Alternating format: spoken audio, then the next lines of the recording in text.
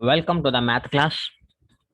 Today I am discussing about very important theorem, that is the fundamental theorem of integral calculus, or it is also called as second fundamental theorem of integral calculus. Let us see the statement. Statement. If f is Riemann integral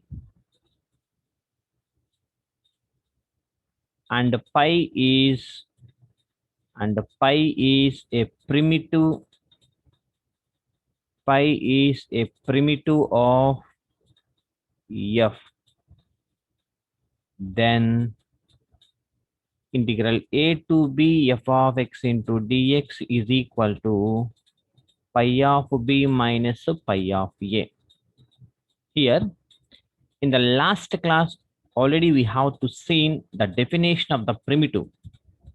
The meaning of the definition of primitive means if f is Riemann integral, there exists a function. This is the definition, primitive definition. I will repeat again.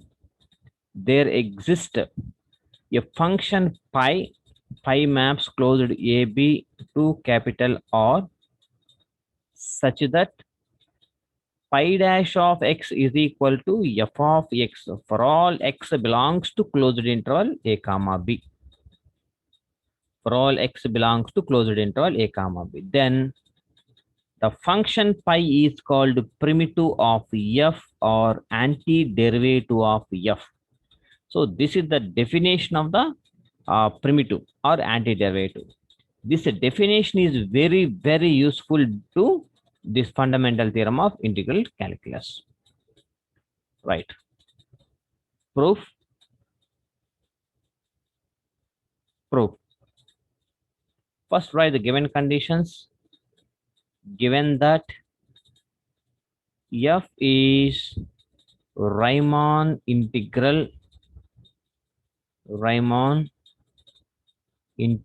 on closed interval a comma b, and pi is a primitive of f. Already these two are the given conditions, primitive of f. According to the definition of the primitive, we can write pi dash of x is equal to f of x. This is the definition of the primitive. Since f is the Riemann integrable kabatti, f అనేది Riemann integrable రాసుకున్నాం కదా, కాబట్టి according to the definition of the Riemann integral, to each epsilon greater than 0, there exists a partition of p that is equal to x0, x1 and so on xn, and the rth subinterval xr minus 1 less than or equal to some xi r. The xi r is some function rth subinterval less than or equals to xr, such that integral a to b f of x into dx that is equal to limit n tends to infinity summation r is equal to 1 to n f of xi r into delta r. So rth sub ని IR బదులు delta xi r అనుకున్నాను. So that is equal to integral a to b f of x dx is equal to limit n tends to infinity summation r is equal to 1 to n f of xi r into delta r. So that implies pi is derivable. Limit exist అయ్యింది అంటే అది derivable function అవుతుంది. Pi is derivable on open interval a comma b. So ఎప్పుడైతే మనం derivable అని రాసామో you can put open brackets and pi is derivable on open interval xr minus 1 comma xr. Why? Because this rth subinterval belongs to closed open interval a comma b. So every derivable function is continuous. Kabatti that implies phi is continuous on the interval ab అని రాసుకోవచ్చు xr minus 1 xr అని రాసుకోవచ్చు interval xr minus 1 comma xr, the interval xr minus 1 comma xr. Therefore pi is continuous on the interval xr minus 1 comma xr and derivable on xr minus 1 comma xr. Continuous అయింది and also derivable అయింది అనమాట. కాబట్టి therefore by Lagrange's mean value theorem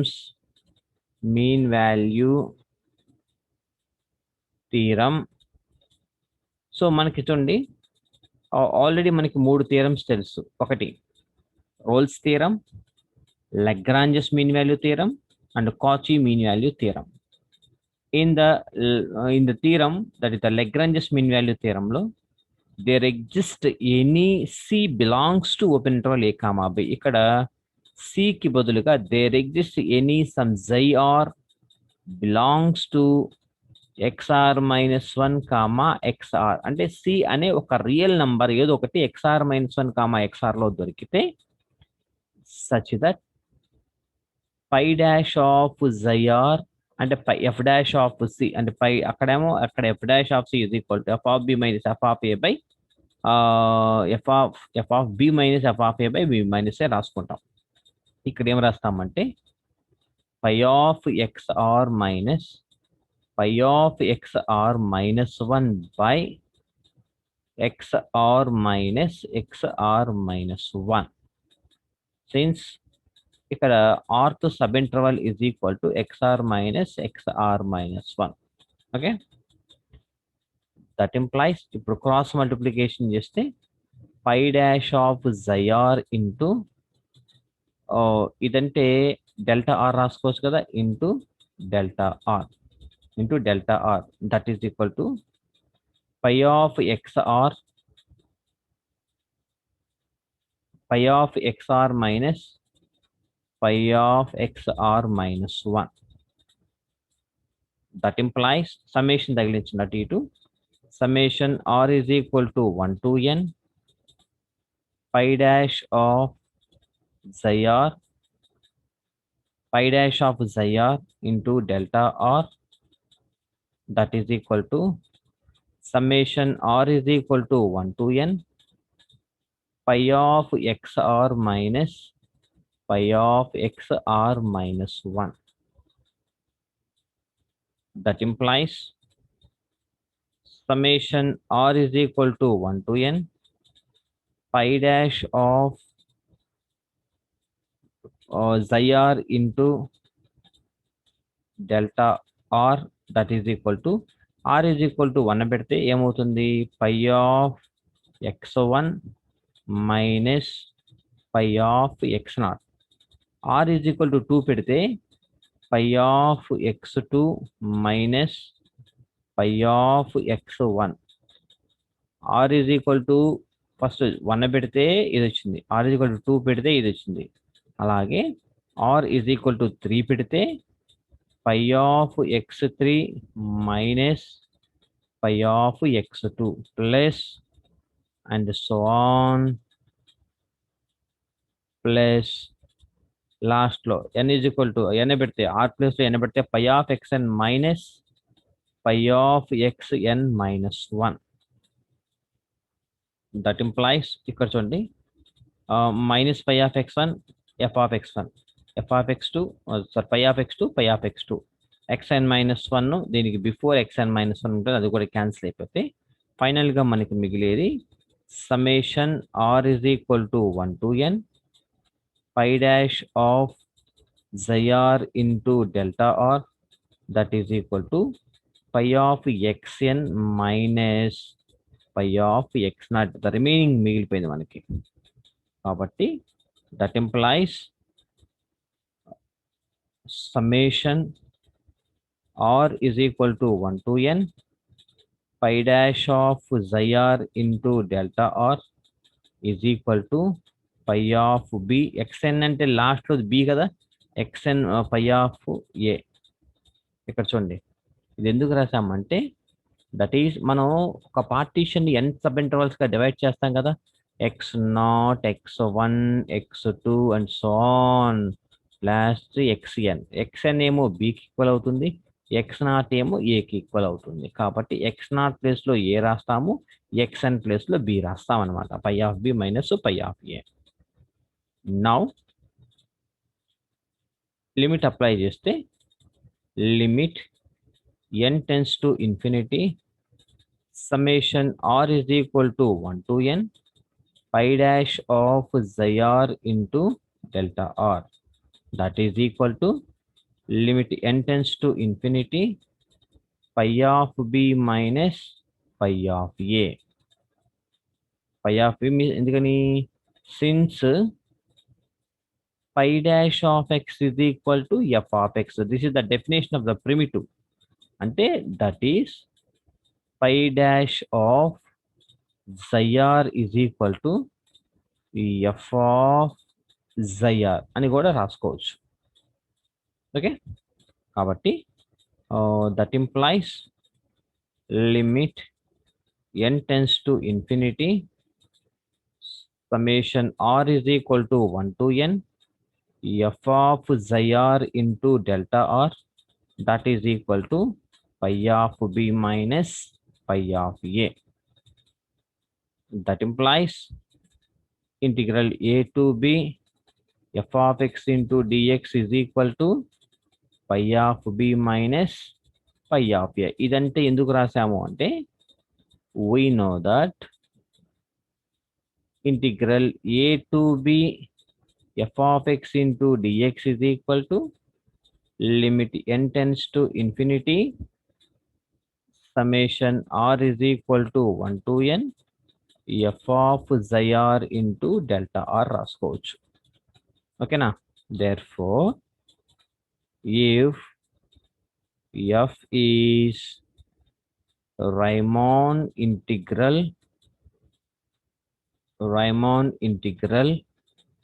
on closed interval a comma b and pi is a primitive of f, then integral a to b f of x into dx is equal to pi of b minus pi of a. Hence the theorem.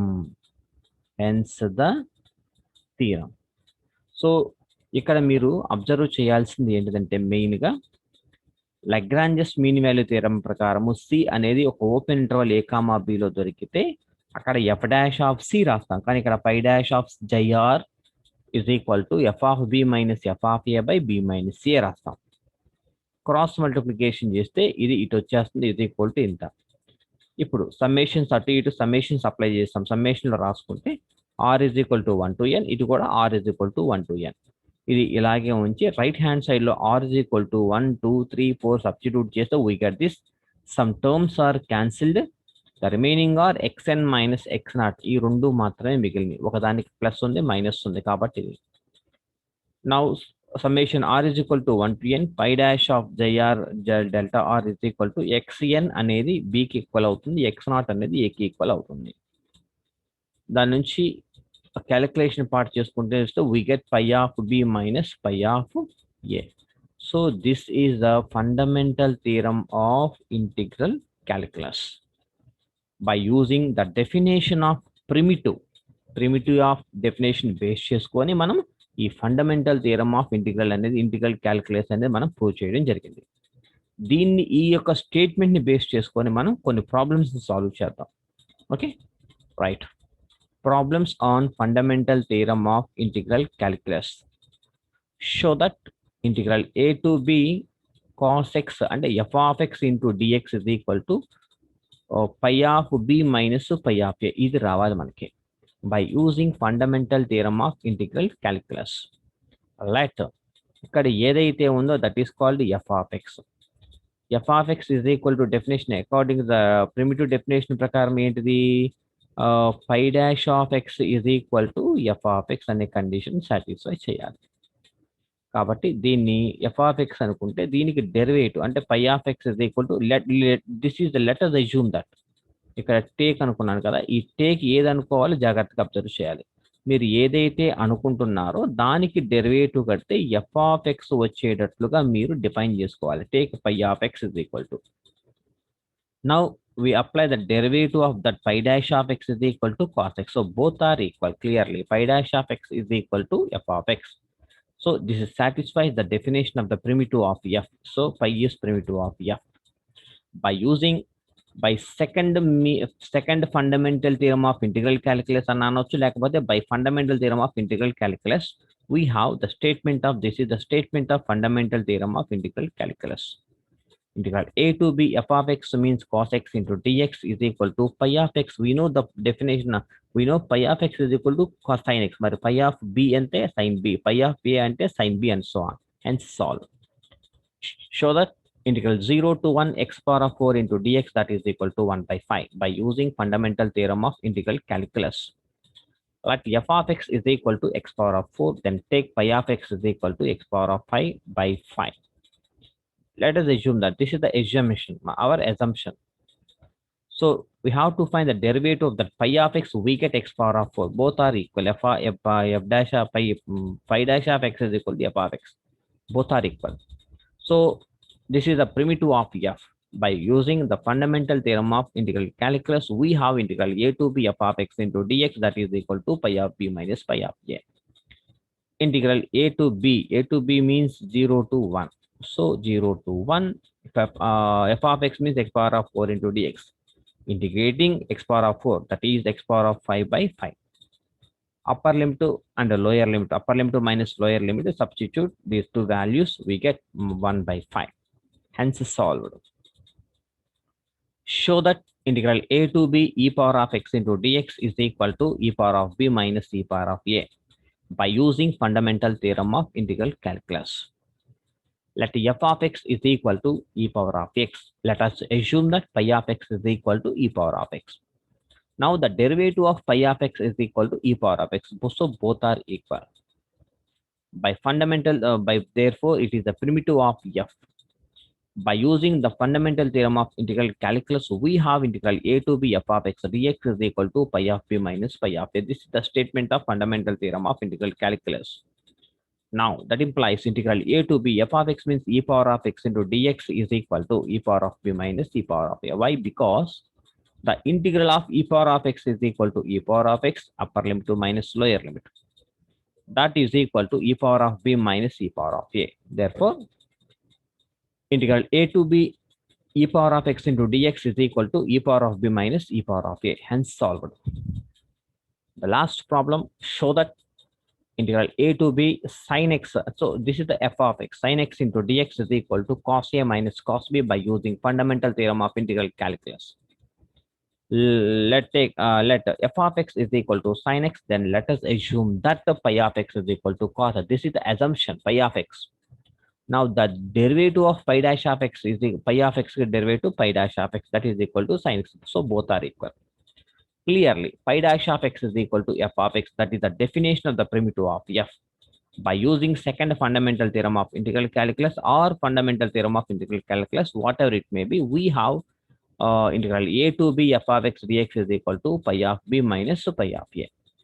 Integral a to b f of x into dx that is equal to pi of b means we know already pi of b ante cos b minus of ante integral sin x ante minus cos x. Okay, alage minus cos a. నేను డైరెక్ట్గా రాశాను ఇక్కడ, ఓకేనా. Pi of b minus pi of a కదా, ఆ ప్రకారం వచ్చేటట్టుగా రాశాను. ఇంటిగ్రల్ సైన్ ఎక్స్ అంటే ఇది రాసుకున్నాను. So integral A to be, ఆ తర్వాత అది రాసి ఆ తర్వాత ఇందులో సబ్స్టిట్యూట్ చేశాను. Upper limit minus lower limit, minus into minus plus cos A minus cos b. Okay, so we get this cos a minus cos b, hence solve.